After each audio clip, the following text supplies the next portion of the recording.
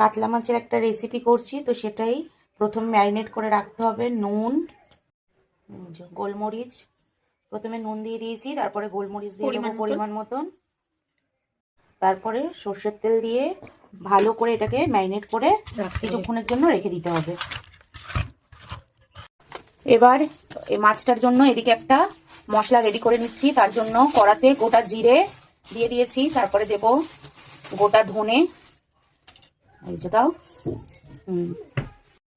আর এই যে গোটা শুকনো লঙ্কা দিয়ে দিয়েছি, যেগুলো কাশ্মীরি শুকনো লঙ্কা সেগুলো। আর দিয়ে দাও পেঁয়াজটা দিয়ে দাও, এই যে পেঁয়াজ, এগুলো একসাথে শুকনো খোলায় একটু ভেজে নাও, ভেজে নিতে হবে।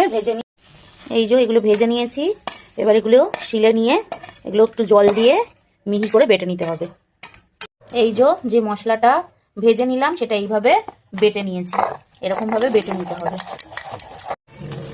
যে মাছটা ম্যারিনেট করা ছিল সেই মাছটা এরকম একটা নেট বা কিছুর উপরে দিয়ে মাছটাকে সেঁকে নিতে হবে, কারণ মাছটা ভাজা হবে না, মাছটা সেঁকে নিয়ে তারপরে রান্নাটা হবে। এই যে এক পিঠটা সেঁকা হয়ে গেছে, এই যে এরকম হয়েছে। এবার আর এক পিঠটা সেঁকা চলছে।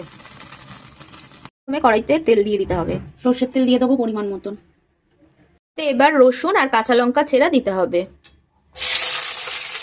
রসুন আর কাঁচা লঙ্কাটা একটুখানি ভেজে নিয়ে তারপরে যে মশলাটা বেটে নিয়েছিলাম সেই মশলাটা দিয়ে দেবো। মশলাটা একটুখানি ভেজে নিয়ে তারপরে এর মধ্যে অ্যাড করব নুন দিয়ে টক দই ফেটিয়ে রেখেছিলাম সেটা। এটা ভালো করে মিক্স করে নেব। পরিমাণ মতন গুঁড়ো মশলাগুলো অ্যাড করব। ফার্স্টে দিচ্ছি নুন, পরিমাণ মতন গুঁড়ো, কাশ্মীরি লঙ্কা গুঁড়ো, একটু স্বাদ অনুযায়ী চিনি দিলাম। মশলাগুলো ভালো করে দিয়ে একটু কষিয়ে নিতে হবে, ভালো করে কষিয়ে নিতে হবে যতক্ষণ না তেল বেরোচ্ছে।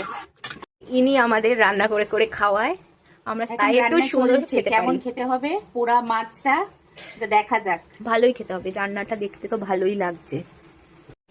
এই যে দেখো মশলাটা কষে পুরো তেল বেরিয়ে গেছে, এই যে দেখতে পাচ্ছ, এই যে তেল বেরিয়ে গেছে। তো এবার এর মধ্যে জল অ্যাড করব। এই যে টক দইয়ের বাটিটা ধুয়ে ওই জলটাই দিয়ে দিলাম।